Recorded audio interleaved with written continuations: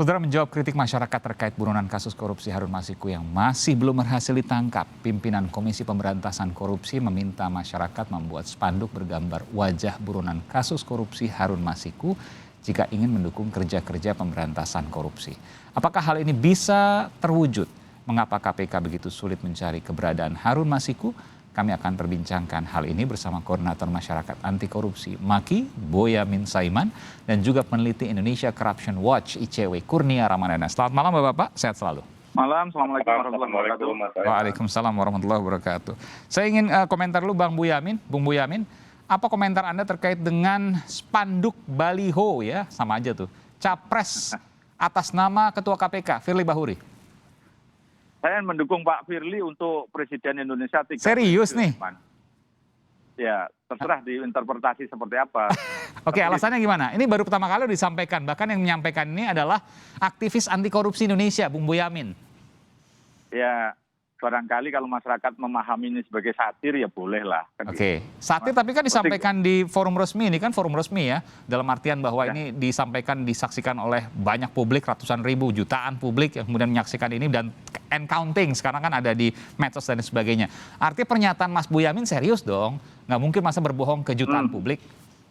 Ya, seperti tadi saya katakan, masyarakat boleh memahami apa yang saya katakan satir. Itu aja Mas Aiman. Jadi kita fokus ke Harun Masiku lagi deh. Dan kalau ini kan nanti kita akan ke sana, tapi saya tanya dulu karena kan ini kaitannya ke sana.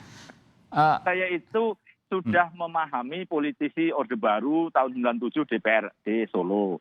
Dan kemudian setelah mengurus MAKI itu sudah anti politik, tidak pernah urusan pilkada, pilpres. Jadi sudah paham di situ. Sebenarnya saya tidak akan pada posisi terseret untuk mendukung atau tidak mendukung gitu. Jadi ini sebenarnya kenapa kerja-kerja di KPK aja belum nampak kok sudah sekarang menjadi narsis urusan presiden dan wakil presiden lah, bisa jadi gitu, pilpres gitu kan. Sebenarnya mestinya nggak usah nanggapi Pak Firly gitu. Jadi ini kesannya terus terang aja narsis, jadi saya sekalian satir aja.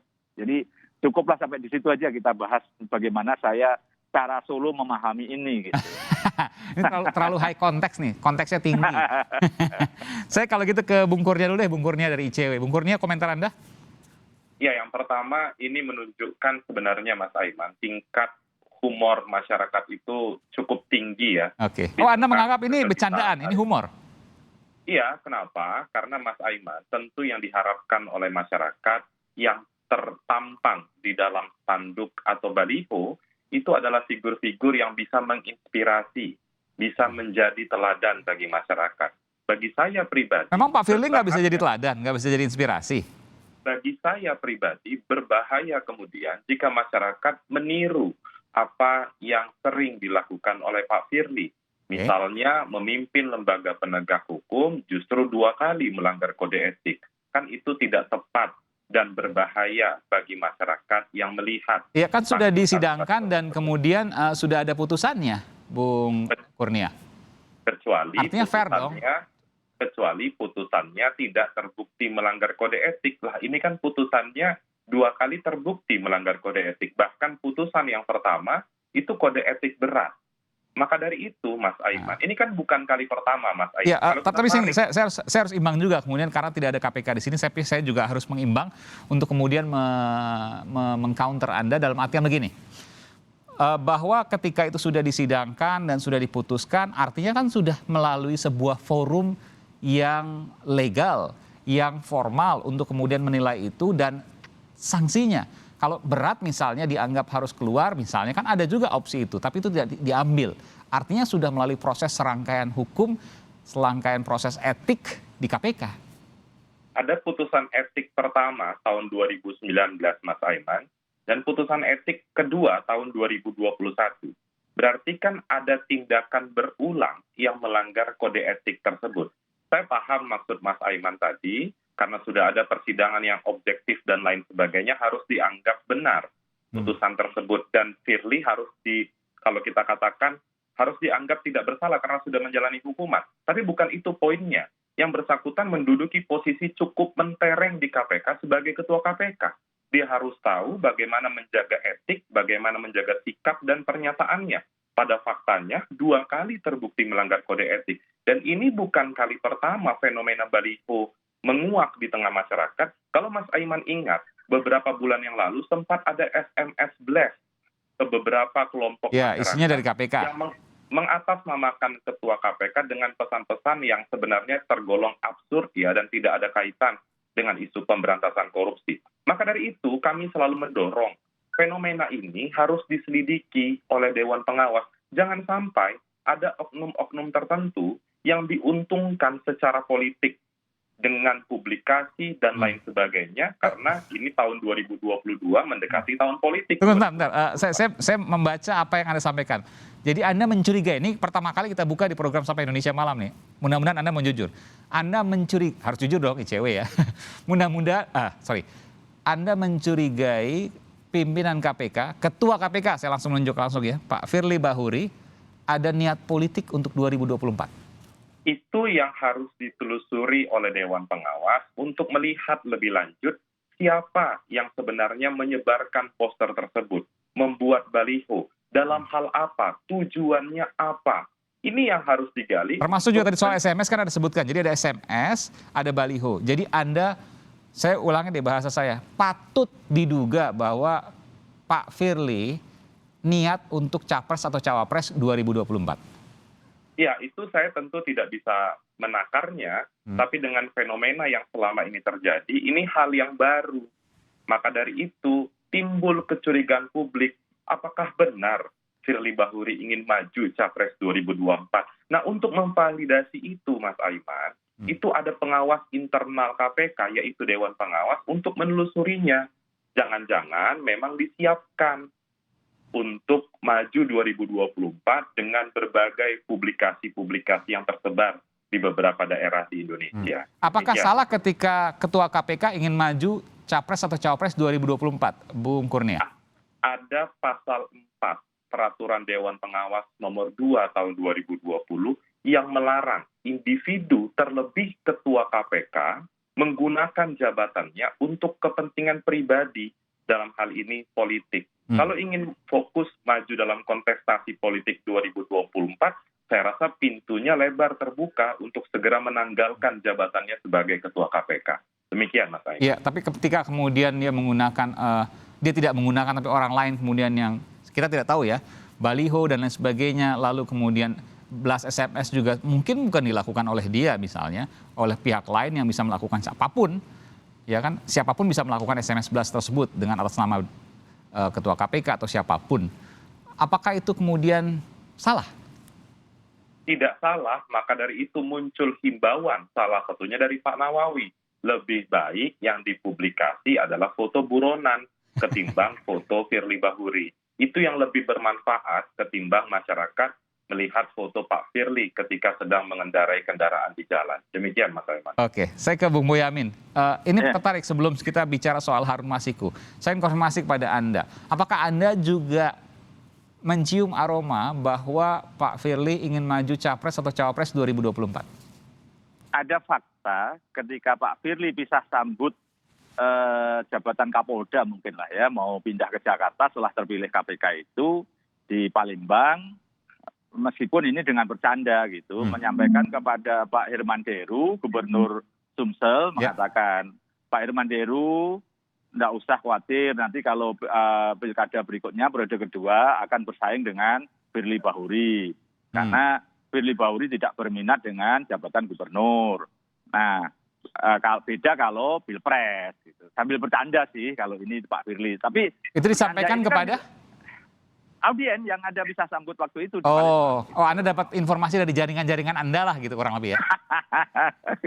ya, saya memahami ini bercanda Mas ya, ada konteksnya gitu. Tapi bercanda bisa jadi serius kan Pak Aiman. Jadi ada hal seperti itu. Jadi bisa masyarakat dipahami bahwa. Oke, baik. 3 nih berarti nih, saya kumpulin nih. Yang pertama tadi baliho, yang kedua SMS, yang ketiga pada saat pisah sambut dengan Gubernur Sumsel ya, Herman Deru, betul ya? Ya, bisa sambut. Jadi Pak Firly mau pamit dari Kapolda. Oke, itu udah lama dong berarti ya. Jadi Kabarkam karena sudah terpilih jadi pimpinan KPK. Gitu. Iya, beberapa tahun lalu berarti. Pak Herman Deru, Anda tidak usah khawatir nanti pilkada periode kedua akan bersaing dengan Firly. Karena Firly tidak berminat jadi gubernur Sumsel. Beda kalau pilpres, itu sambil ketawa sih. Oke, ya baik. Ya, jadi yang apakah dilakukan secara langsung atau tidak tentu nggak ada yang tahu. Tapi bahwa ada aroma kesana, Anda mencurigai bisa jadi, Bung Boyamin. Ya, semua orang berminat kok sekarang ini. Masa Bung Boyamin juga berminat jadi capres-cawapres? Ya merasa mampu gitu, merasa kan. Loh, kalau Boyamin sudah jelas sejak awal deklar mau di luar pagar sampai kapanpun kan gitu. Jadi kan di luar Boyamin kan mana ada yang sudah deklar gitu, yang merasa tokoh-tokoh nasional itu bahwa tidak berminat itu kan tidak ada gitu. Jadi ya sampai saya tidak lulus kuliah itu supaya tidak bisa kontestasi apapun kan gitu sebenarnya kan itu. Jadi ya, jadi itu ini soal personal lagi ya. Jadi ya apapun begitu semua berminat dan ketua KPK itu sepanjang catatan saya, gitu loh. Sejak periode pertama itu yang agak bersih hanya periode pertama. Tapi habis itu beberapa orang tergoda untuk kontestasi dan bahkan saya sebut aja Abraham Samad dulu sampai mengejar Pak Jokowi di Bandara Jogja untuk menginginkan jadi wapres. Bahkan habis itu menjadi ketika ini deklar seperti itu maka semua orang malah memukuli dia gitu. Saya khawatir nanti Pak Firly ini nanti kemudian banyak yang memukuli karena deklar. Biasanya orang yang deklar itu mukul dan tanda kutip ya, maksudnya secara di media sosial dan lain sebagainya. Ya, jadi santak. Dan kemudian terakhir kan ketika memberikan ucapan bela sungkawa meninggalnya Pak Syafi'i Ma'arif itu karena gara-gara Pak Firly memasang fotonya lebih besar dikritik oleh media sosial bahwa loh ini ucapan bela sungkawa Pak Syafi'i Ma'arif mestinya kan fotonya Pak Syafi'i Ma'arif aja, jangan nepeng-nepeng fotonya lebih besar kan sampai begitu. Ini kan malah banyak hal yang kemudian. Oke, 4 nih, tambah 4 nih berarti. Ya, baliho, SMS, pidato sambut, sekarang soal karangan bunga duka cita ke Buya Syafi'i Ma'arif. Buya Syafi'i Ma'arif, ya. Oke, ada lagi mungkin yang kelima? Udahlah cukuplah. Ini saya hanya berharap Pak Firly itu sejak awal waktu saya juga jadi saksi Dewan Pengawas KPK waktu kasus helikopter itu menyampaikan saya itu mencintai Pak Firly jangan sampai nanti kakinya di langit gitu loh, tidak membumi. Maka saya ingatkan itu nanti karena saya pengalaman ketua pimpinan KPK sebelumnya banyak tergoda politik dan kena masalah. Saya berharap Pak Firly menjauhkan diri dari godaan-godaan politik. Sudah saya ingatkan waktu awal-awal itu. Mas Boyamin kok berani keras-keras ntar dipanggil KPK lagi? Ya, seneng-seneng aja. Kan justru dengan dipanggil KPK, saya malah justru memberikan pendidikan hukum pada masyarakat. Dipanggil KPK itu belum tentu salah. Kalau toh dipersalahkan nanti ya konsekuensi. Dan saya mengatakan bahwa saya bisa tidur nyenyak sempat 45 menit. Dan juga saya bisa lama begitu, bisa diskusi panjang dengan penyidiknya begitu. Jadi ada apa sih, boleh nggak dibocorkan sedikit terkait dengan kasus korupsi Bupati Banjarnegara? Ya saya kerja sejak tahun 2010 dan sejak 2014 jadi direktur. Budi Sarwono jadi bupati tahun 2017 dan saya yang menyuruh jadi direktur itu adalah Bu Sugeng Budiarto, ayahnya Budi Sarwono, dan Budi Sarwono tidak jadi pengurus dan tidak punya saham di situ. Dan kerjaannya adalah untuk menagih hutang, itu bagian saya itu. Masa saya nggak boleh kerja dapat upah, Mas Aiman? Oke, Anda bisa menjelaskan semua ya, dan itu kemudian ditanyakan oleh KPK. Ini belum pernah disampaikan ini detail baru disampaikan ya, kurang lebih seperti disampaikan waktu itu dokter, habis pemeriksaan saya sampaikan semua. Tapi karena durasi TV itu kan sedikit-sedikit, jadi ya nggak bisa detail gitu. Jadi menurut Anda, sebelum saya ke Bung Kurnia, menurut Anda sebaiknya Pak Firly fokus saja di KPK, buru Harun Masiku, nggak usah bicara soal baliho, SMS, tadi semilai pidato walaupun mungkin bercanda, atau karangan bunga yang ada foto besarnya Pak Firly? Kalau saya itu politisi Orde Baru, kira-kira kalau boleh jadi konsultan politiknya Pak Firly, saya akan menyuruh Pak Firly fokus kerja, benar berprestasi, nanti pasti orang akan ngejar dia untuk jadi wapresnya atau bahkan capresnya gitu loh. Jadi jangan kelihatan tergoda dan narsis seperti sekarang ini, kan kelihatan gitu loh, analisa saya loh ya, ini kelihatan narsis malah Pak Firly seakan-akan malah seneng gitu. Dan masyarakat menjadi seperti nggak suka seperti waktu komentar-komentar waktu istilahnya ucapan bela sungkawa Syafi'i Ma'arif itu gitu. Jadi saya kalau boleh dari konsultan politiknya Pak Firly malah menyuruh Pak Firly fokus kerja benar, tangkap Harun Masiku, proses kasus-kasus besar, maka Anda akan tanpa harus melamar partai politik nanti dilamar semua oleh partai politik untuk jadi presiden bahkan. Gitu. Bahkan 3 periode nanti. Jangan dong 2 periode, ntar nabrak undang-undang dasar Mas Boyamin. Lo kan konstitusi boleh dirubah. Yang tidak boleh dirubah hanya undang-undang dasar hanya Al-Qur'an, kitab suci gitu Oh, kan. ini mentang-mentang di Solo padahal anaknya Pak Jokowi nggak setuju loh. Jangan kemudian mentang-mentang di Solo Mas Harun Maksudnya gini, Mas Boyamin dirubah sendiri yang setuju. Dirubah sekarang, tapi untuk masa yang akan datang.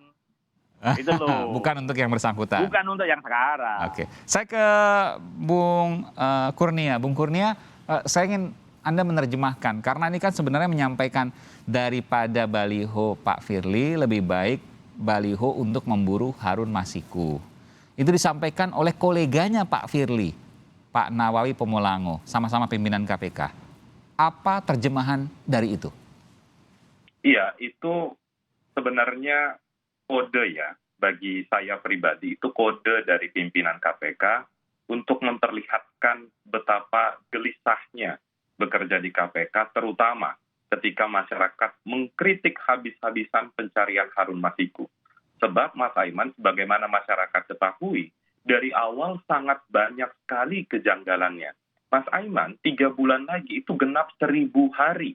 KPK tidak mampu atau mungkin tidak mau meringkus Harun Masiku. Gejalanya sudah sangat banyak.